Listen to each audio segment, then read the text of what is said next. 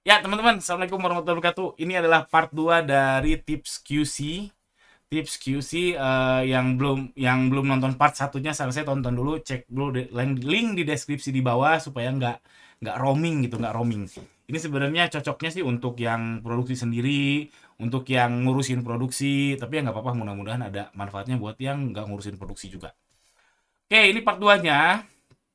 Jadi part 1 saya sudah sampaikan bahwa ini konteksnya adalah bagaimana kita meng-quality control vendor kita. Meng-quality control outsource produksi kita. Ini pengalaman saya sudah mengalami dua tipe inilah. Yaitu QC at 99% dan QC at 100%. Maksudnya gini.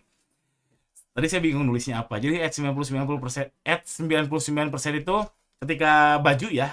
Baju sudah digunting benangnya tapi belum dilipat, belum di steam, belum dimasukin plastik. Itu saya sebutnya QC at 99%, alias dari vendor itu belum dilipat, sudah digunting benang, belum di steam, belum diplastikin, dikekamikan, lalu di kami kita QC. Itu saya sudah alami.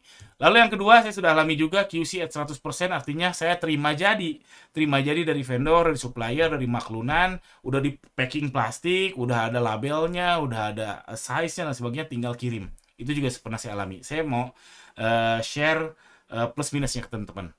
Kalau QC at 99% ya, plusnya itu jelas kita terkontrol penuh ya. Jadi kita tahu mana yang reject, mana yang tidak, itu tahu. Itu jelas tahu. Dan jujur aja jarang lolos. Walaupun ada lolos, ada juga yang lolos, tapi jarang lolos. Dan berulang-ulang kita bisa, oh ini reject nih, panggil vendornya nih, perbaikin, selesai. Jadinya kita nggak rugi barang, nggak rugi kain, nggak rugi bahan baku dan sebagainya. Jelas plusnya terkontrol penuh. Lalu plusnya satu lagi adalah development produk. Dengan tim kita yang sering megang produk, sering nge-QC-in produk kita sendiri, kita lebih enak untuk diskusi untuk nextnya bikin produk apa ya, khususnya fashion ya. Saya yang bukan fashion designer jadi tahu, oh kalau kata si tim saya yang ini, katanya kalau kain ini kelemahannya ini loh Pak, bagusnya ini loh, dan seterusnya. Jadi untuk development produk ini bagus.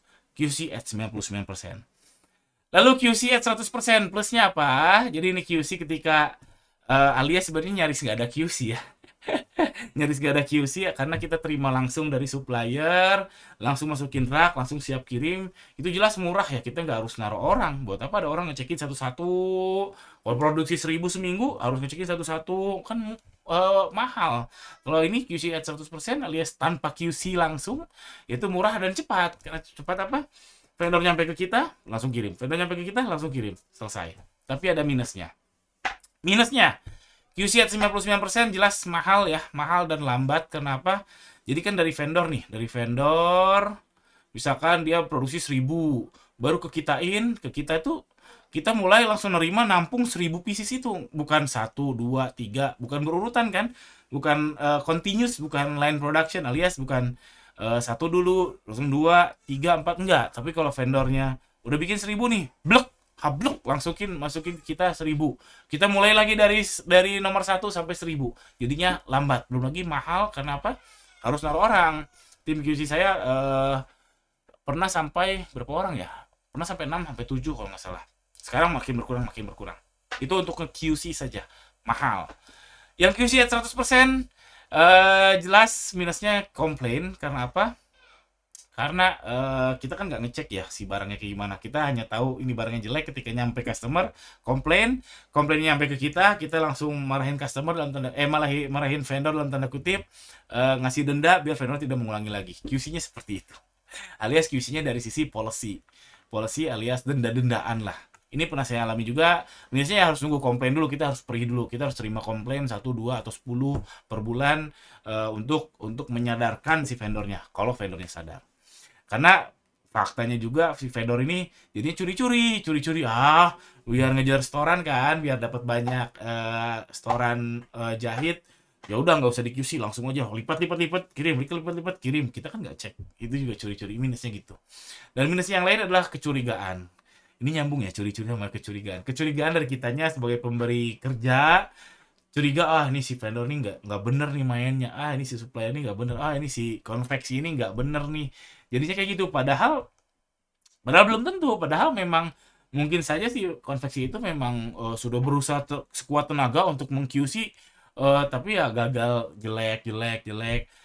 Banyak yang reject, banyak yang BS, banyak yang cacat dan sebagainya.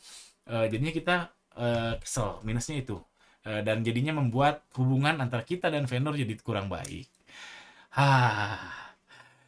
Itu aja. Nah, kalau saya condong ke yang mana? Jujur aja saya condong ke yang ini nih. Condong ke yang QC 99%, alias sebelum di packing, sebelum dilipat, dikekamikan dulu sebelum di steam. Kami cek dulu satu-satu, saya lebih condong ke ini. Karena kualitas jadi terjaga, itu aja sih. Tapi ya itu mahal. Kalau teman-teman gimana? Kalau teman-teman ada duitnya ya QC 99%. Kalau mau praktis ya 100%, tinggal nunggu komplain aja ya nggak apa-apa. Komplain 1-2, obat perih ya, perih 1-2 kali untuk kemajuan bersama kan nggak apa-apa. Nah, bikin policy yang bagus. Bikin policy yang bagus dengan vendornya. Misalkan kalau komplain sampai 10, komplain kualitas ya, kualitas bajunya, kualitas produknya, kalau sampai 10 misalkan denda 200.000 misalkan. Ya contoh, yaitu silakan gamification-nya terserah teman-teman aja. Alhamdulillah, itu aja video tentang QC ini, mudah-mudahan ada manfaatnya, karena mungkin gak relevan buat semua teman-teman yang nonton di sini. Jangan lupa subscribe. Assalamualaikum warahmatullahi wabarakatuh.